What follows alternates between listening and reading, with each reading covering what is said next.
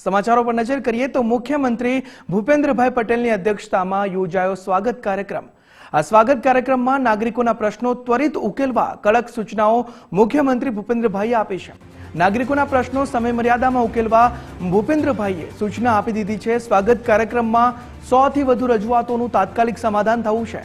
સંકલનના અભાવે લોકો હેરાન ન થાય તે સુનિશ્ચિત કરવામાં આવે। ऑनलाइन सिस्टमની ખામીઓ પણ દૂર કરવા નિર્દેશ આપવામાં આવ્યા છે।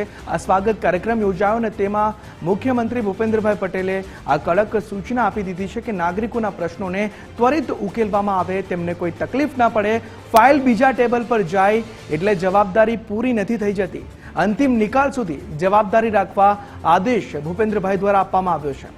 जमीन संपादनના કિસ્સામાં 10 દિવસમાં વળતર ચૂકવવાનો આદેશ પણ આપવામાં આવ્યો છે। આ જ મુદ્દે આપણી સાથે સંવાદદાતા નિકુંજ જોડાયા છે। નિકુંજ, મુખ્યમંત્રીએ આ આદેશ આપ્યા છે નાગરિકોના પ્રશ્નોને ત્વરિત ઉકેલવા માટે, વધુ વિગતો? સ્વાગત ઓનલાઈન કાર્યક્રમની અંદર મુખ્યમંત્રીએ કડક શબ્દોની અંદર અધિકારીઓને અલગ અલગ સૂચનો કર્યા છે। નાગરિકોના પ્રશ્નો સમય મર્યાદાની અંદર ઉકેલાય તે અંગે મુખ્યમંત્રી તરફથી સૂચન કરાયું છે। આજના સ્વાગત કાર્યક્રમમાં 100 કરતા વધુ રજૂઆતોનું તત્કાલીન સમાધાન કરવામાં આવ્યું છે। જિલ્લા સ્તરે સંકલનના અભાવના કારણે લોકો કે અરજદારો પરેશાન ન થાય તે સુનિશ્ચિત કરવામાં આવે તે પ્રકારની પણ મુખ્યમંત્રીએ ટકોર કરી છે। ઓનલાઈન સિસ્ટમો જે છે તેની જે ખામીઓ છે તેને દૂર કરવા માટે પણ મુખ્યમંત્રીએ નિર્દેશ કર્યા છે। મુખ્યમંત્રીએ પણ નોંધ્યું કે કોઈ અધિકારી પાસેથી ફાઇલ બીજા ટેબલની અંદર જાય તો પછી તે અધિકારીની જવાબદારી અહીં પૂરી નથી થતી, પરંતુ જ્યાં સુધી અરજદારનો પ્રશ્ન ન ઉકેલાય ત્યાં સુધી તે જવાબદાર અધિકારી છે અને આ અંગે અધિકારીઓએ ધ્યાન રાખવું।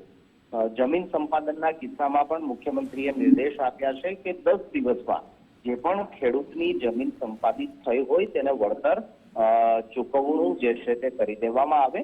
આ ઉપરાંત જે સાયબર ફ્રોડની ઘટનાઓ બને છે, નાણાકીય છેતરપિંડીની જે ઘટનાઓ બને છે તેની સામે કડક હાથે કામ લેવા માટે પણ મુખ્યમંત્રી તરફથી નિર્દેશ આપવામાં આવ્યા છે।